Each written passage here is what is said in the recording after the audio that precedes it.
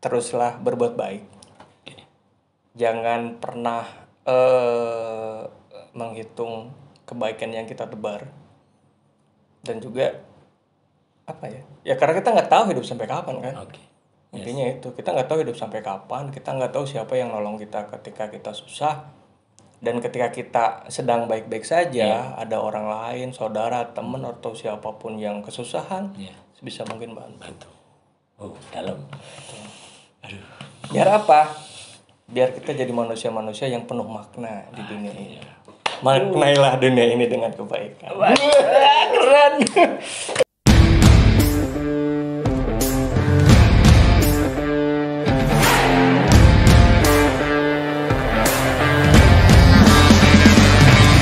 Jumpa lagi sob, bersama dengan Bang Jabran, brand aktivis Indonesia. Saat ini kita berjumpa di season kedua, episode ketiga dari Jelajah Brand Cilacap. Yes, dan saat ini kita tidak mengenakan kostum yang biasanya. Kita mengenakan kostum Man in Black.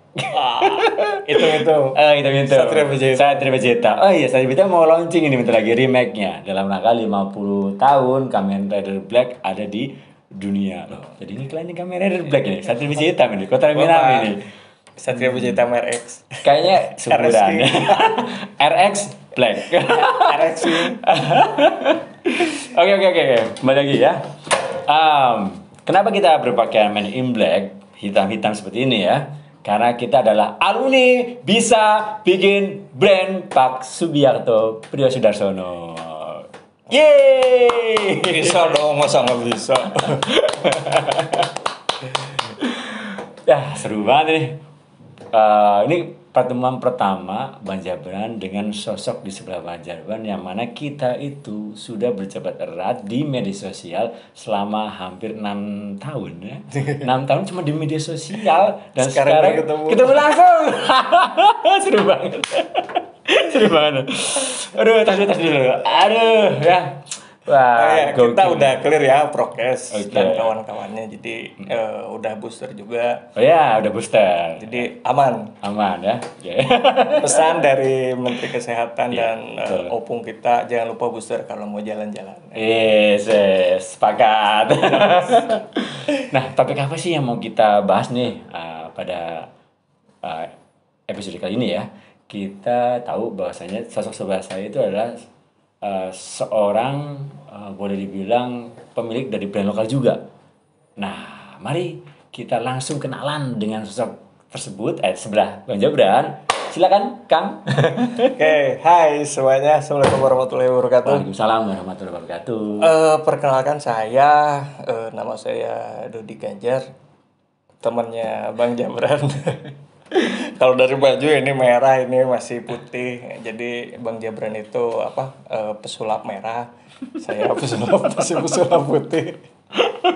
Kalau ngomongin brand ya alhamdulillah 1 dasawarsa lebih saya sama istri menjalankan brand Bakso Karawang, Mas. Bakso Karawang. Bakso Karawang 27 Instagramnya? @Bakso Karawang Bravo Alpha Sierra Oscar Karawang 27.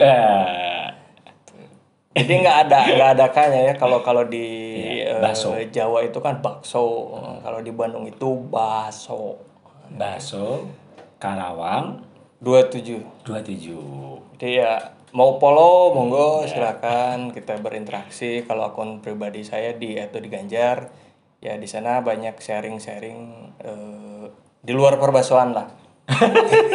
Ya, kalau di Instagram pribadi itu di luar perbasuan ya. Jadi kalau mau pesan baksonya itu langsung ke Bakso Karawang 27. Ya, silakan langsung DM saja karena ya kita buatnya sampai dengan hari ini, dari dulu sejak awal akhir itu masih made by order. Yes. Kita buatkan ketika ada yang memesan, why supaya bakso itu bisa se-fresh mungkin sampai ke tangan customer. Dan boleh dibilang Bakso Karawang itu bukan bisnis model yang kagetan di masa pandemi, karena kan udah 1 dasawarsa tadi kan 12 tahun. 12 tahun. Nah, bahkan di dunia online Nah, jadi nggak kaget ketika pandemi datang, jebret. Oh, kita udah biasa gitu ya, bener ya? Iya. Biasa gitu ya. Dan ini penggemar setia nih. Terima kasih Mas. Penggemar setia nih, fan Mas Suhu. fan ini apa? Fanboy ini bahasa Karawang. Sahabat Baskara.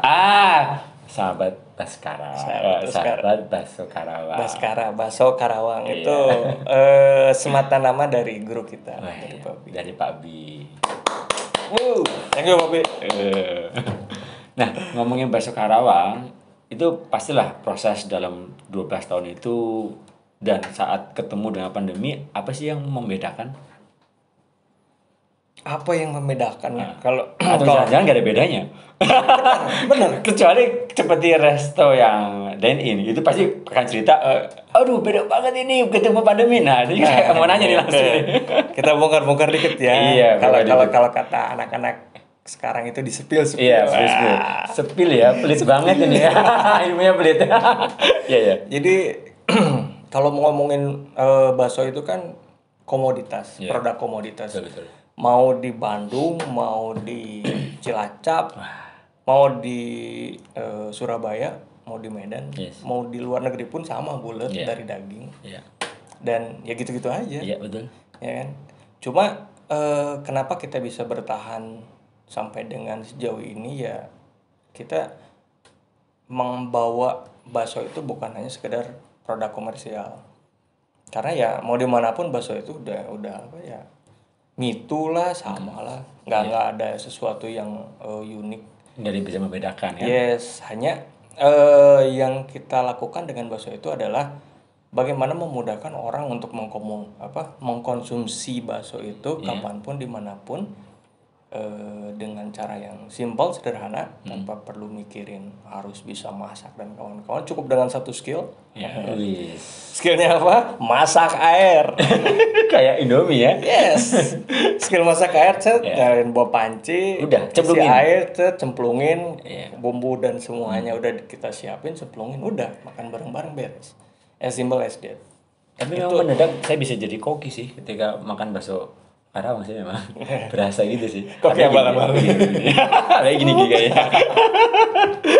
Ya itu sih apa yang kita kemas itu lebih ke menyederhanakan proses.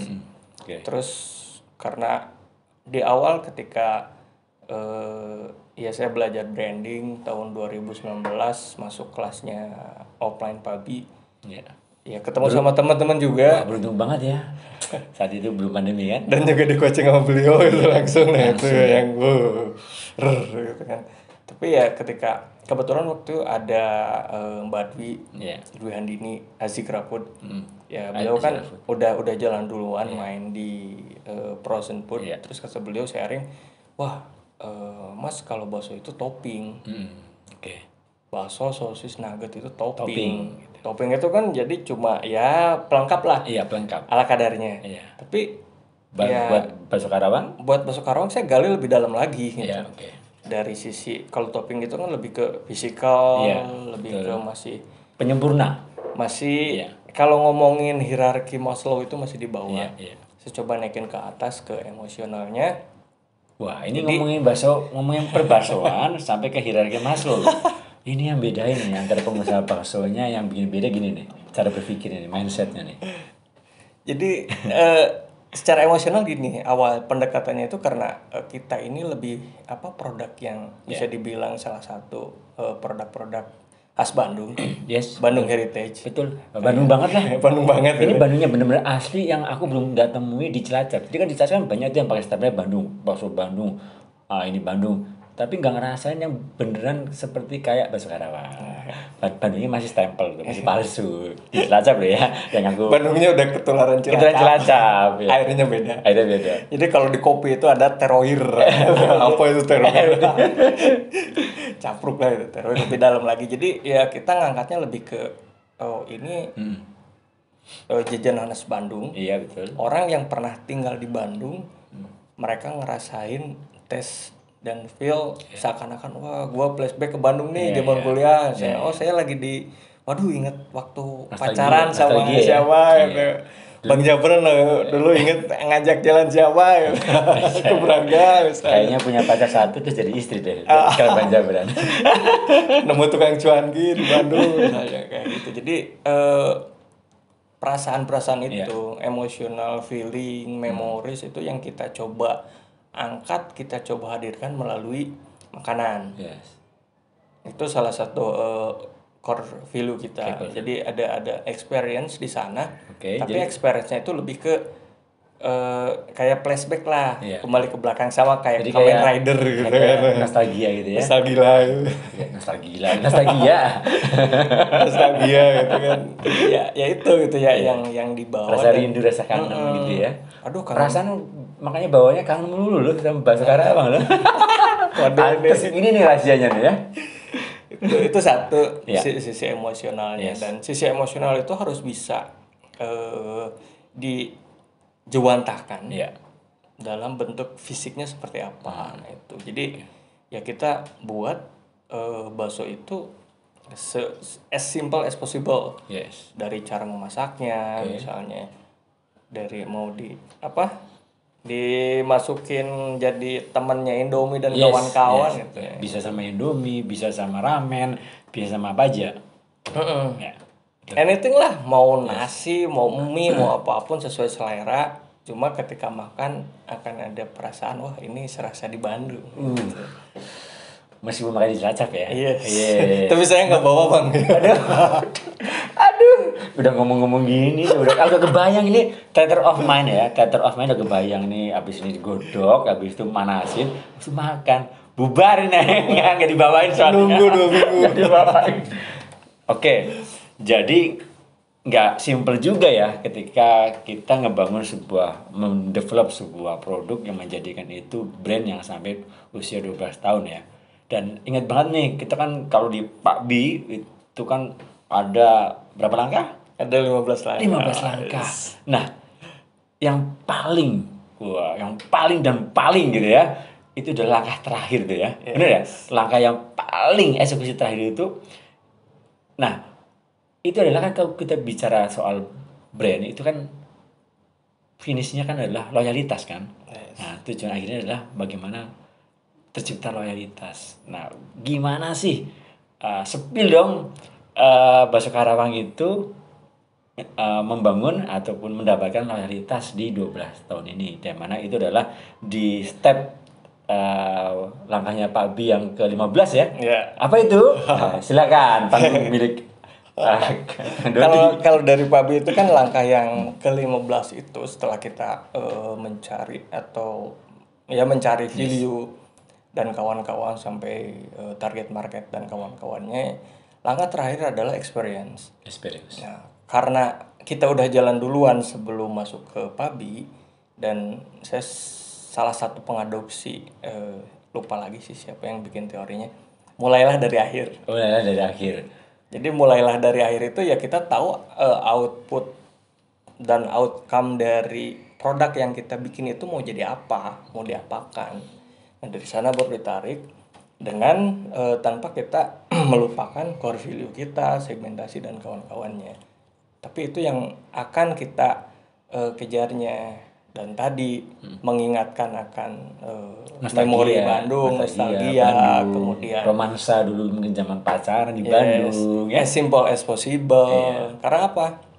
Kalau ngomongin bakso, ngomongin rasa ya gitu-gitu aja. Iya, hampir sama aja. Mirip, similar. Cuma kan mirip aja. ada satu rasa yang enggak bisa atau beda dengan rasa dari yang lain. Rasa apa itu? Nah, ini dulu saya dapetnya 12 tahun, 10 tahun kurang lah ketika jadi salah satu frontlinernya operator seluler plat merah. Oke. Jadi itu pun didapat juga sama ketika saya waktu itu ikut seminarnya Pak Abi sebelum masuk ke kelasnya. Iya. Kalau produknya sama, ya at least pelayanannya harus beda. Itu salah satu hal yang bikin customer kita mau loyal. Kalau produknya sama, maka pelayanannya harus beda. Harus beda. Tukang bakso sama kan? Sama. Tapi beda-beda kan cara dia ngelayani. Beda-beda. Ada yang ketus, ada yang ketus, interaksinya. Ada yang gini. Mas Roti, gimana kabarnya? Wih, gitu loh ya. Ada yang datang udah dibikin apa? Iya. Setelan biasa, setelan balap. Wah, Setelan balap lagi. setelan adu mekanik gitu Iya, iya, aja, iya. langsung dibikinin. Jadi ya dia apa yang dia lakukan itu dia sudah memprofiling customernya kalau secara teoritis kan. Profiling Customernya udah customer. tahu. Oke, jadi di sini kunci gitu ya. Salah satunya itu Ya, kita salah satunya kita profiling profiling customer. customernya. Ketika profiling customer, kalau misal narik lagi ke ilmu barat ya, teman-teman buka-buka misalnya kayak buyer's journey Oke, dan kawan-kawan yes. itu kan ada customer profile. Betul. Hanya pada kenyataannya ya sorry to say gitu, apa yang ada di teori itu kadang harus kita tune up, harus kita aktualisasikan dengan prakteknya, itu it's not an easy thing gitu. Iya, karena dia harus menyesuaikan dengan problem maupun dengan subjek yang kita hadapi kan. Yes, dan juga dengan resources Iya, yang kita miliki. bisa kita gitu. miliki. Kita terbatas, gimana caranya itu bisa. Yes. Gitu. Jadi ya setelah diproses dan kawan-kawannya, Oke. akhirnya salah satunya itu yang ngebikin loyalty. Karena pada akhirnya ketika customer udah loyal, mereka udah nyaman dengan kita, dengan produk, dengan service kita, dengan mereka ya kadang mereka mau request anything gitu, dan mayoritas produk-produk Baskara hampir 90% ide-ide dari customer. Jadi co-creation ya. Co-creation, co-creation, personalisasi experience. Wow. Bahasa kerennya gitu. Bahasa kerennya gitu ya. Tapi ya kita ngejalannya enjoy aja. Yes. Karena apa? Karena memang niche market kita, ceruk kita udah sangat sempit. Betul. Wow. Artisan bakso lah kalau bahasa kayak gini. Artisan bakso. Nah, gimana sob? Keren banget kan? Nah, kalau sobat ingin kepo lagi tentang Kang Dodi, tentang juri yang dilakukan dari Bakso Baskara, bisa DM kan ya? Boleh deh. Boleh DM. Feel free aja mau DM, mau nanya harga, mau nanya. Yes. Banyak sih yang nanya. Karena di sini kita cuma spill aja. Karena kan keinginan orang beda, Mas. Iya. Malah ada yang nanya, "Mbak, gimana ini resepnya? Ya. Mbak, ini gimana pakai mesinnya?" Tapi jujur ya. Ini gimana? Kayak gini. Begitu dapat Bakso Baskara tuh buka paketnya, cet gitu buka cet. Gimana bikinnya? Orang cara bikinnya nggak dikasih tahu gitu. Habis ngubungin dia. Ini gimana cara bikinnya? Ya itu masukin aja rebus. Ternyata ya di situ terjadi yang namanya apa ya istilahnya? Interaksi. Engagement. Curang dia. Dia pakai cara itu tuh biar aku ngubungin dia coba. Biar konsumennya ngubungin si Bakso Baskara lagi. Sengaja dia. Brand hack. Iya, brand hack. Hacking behavior itu salah satunya kayak gitu. Memancing orang untuk berinteraksi, kita tidak perlu menjelaskan secara detail A to Z, A sampai Z. Kok ngomongnya Inggris ya, Inggris. Jadi ngomong Inggris nih. Yang gampang-gampang dicerna nih kita nih. Jadi ya nggak usah jelas-jelas gitu. Justru hal yang nggak jelas itu yang memancing interaksi antara kita dengan gimana caranya customer untuk agar dia bisa interaksi sama kita. Kita tidak perlu harus memberikan detail dari segala hal. Cuma kita spill sedikit agar konsumen itu bisa berinteraksi sama kita. Terpancing. Dan itu terbangun engagement. Mereka ngobrol nyaman. Terus akhirnya mau ngobrol yang lain akhirnya. Habis itu ngobrol yang lain nih malahan. Ya kan? Nah itu salah satu yang harus dirubah lagi adalah mindset di sisi business owner. Yes, betul. How to handle, bagaimana cara melayani customer mereka. Jadi di otaknya jangan ujung-ujungnya duit ujung-ujungnya aja. Lu mau beli lagi enggak? Enggak ya. Ada momen ketika kita masuk untuk menawarkan produk, ada momen ketika kita ngobrolin interaksi apapun apapun ya. Karena apa? Karena ketika misalnya kita udah masuk ke benak mereka, kita ngobrolin, misalnya saya sama Mas Romi sama Bang Jabran, ngobrolin bukan ngobrolin bakso, ngobrolin brand, marketing, ujung-ujungnya apa kan? Kang, ada cilok nggak? Ntar kirim. Ujung-ujungnya kan closing. Kita ngobrol, aduh kayaknya perlu cilok deh. Ya. Karena apa? Ini sembilan satu lagi ya. Jadi ini teori psikologisnya. Aduh lupa lagi profesor siapa gitu. Jadi ada reciprocity. Oke, apa itu? Reciprocity itu jadi ketika kita memberi banyak ke orang lain, ya, orang yang kita beri itu mereka akan ngerasa hutang budi ke kita. Anything bisnis teman-teman mau bisnis apapun, kita bantu support aja ikhlas. Kita ngebantu orang lain ibadah kan? Ibadah. Ya, anggap aja sodako kan, sodako melalui ilmu, Nah, prinsipnya buang sampah, Ya. jangan diinget-inget kita Iya. udah berbuat baik. Ya udah. Ya udah, kan pada akhirnya nanti ketika dia ada kebutuhan ke kita yang ada di benak mereka di Oh CD-nya. iya, gue dulu Oh punya, iya. dulu pernah sering gini sama Kang Dodi. Gue lihat pengen bakso nih. Oh iya, bakso kayaknya enak nih. Ya kan langsung Musim calling. ini hujan terus lagi sampai Desember gitu ya. Curang ini. Ini sepilnya ngawur nih.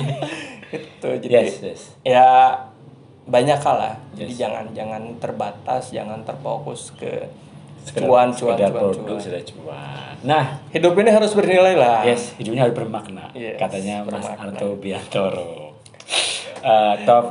Bukan hanya sekedar top of mind, tapi top of means. Wih. Top of me. Penuh dengan makna. Makna. Wih. Makasih Karena banget. nama adalah makna. Nah, Abi itu. Aduh, hatur nuhun ini. Udah bener belum? Bener. Hatur nuhun ini buat sharingnya, Kang Dodi. Insightful banget, sepilnya kebanyakan juga kelihatannya ya. Sepilnya kebanyakan juga. Nah, untuk Kang Dodi kita minta closing statementnya nih. Silakan Kang. Oke. Closing statementnya apa ya? Yang pasti teruslah berbuat baik. Jangan pernah menghitung kebaikan yang kita tebar. Dan juga apa ya? Ya karena kita nggak tahu hidup sampai kapan kan. Oke. Intinya itu, kita nggak tahu hidup sampai kapan, kita nggak tahu siapa yang nolong kita ketika kita susah, dan ketika kita sedang baik-baik saja, ada orang lain, saudara, teman, atau siapapun yang kesusahan, Iya. sebisa mungkin bantu. Oh, dalam. Aduh. Biar apa? Biar kita jadi manusia-manusia yang penuh makna di dunia ini. Maknailah dunia ini dengan kebaikan. Wah, keren. Aduh, dalam banget. Deep. Nyentuh. Ya, makasih banget sobat. Ya, jangan lupa support kita dengan like, dengan komen jika ada yang ingin ditanyain ya, terkait apapun untuk Kang Dodi. Subrek. Ya, subrek ya. Aktifkan lonceng. Yes. Jelajah brand Cilacap, satu inspirasi. Bergerak bersama brand lokal bisa merdeka. Mereka. Iya dia.